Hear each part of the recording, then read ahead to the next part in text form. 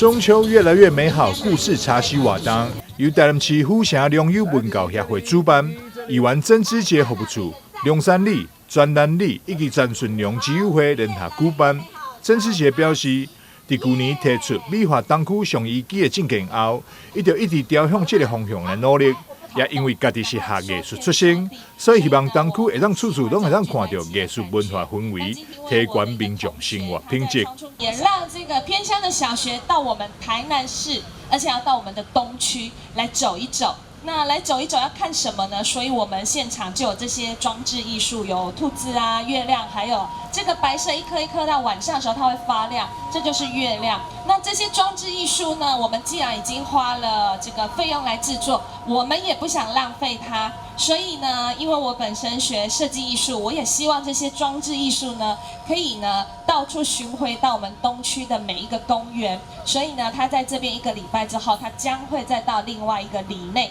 去来做这个巡回。除了这场适合亲子家庭的故事茶席活动，协办单位之一的詹顺良基友会，在28号暗时，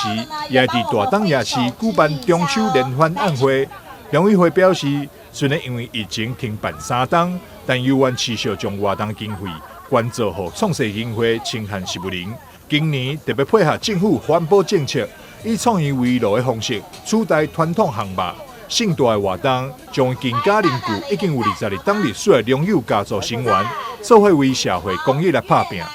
记者张秀维采访报道。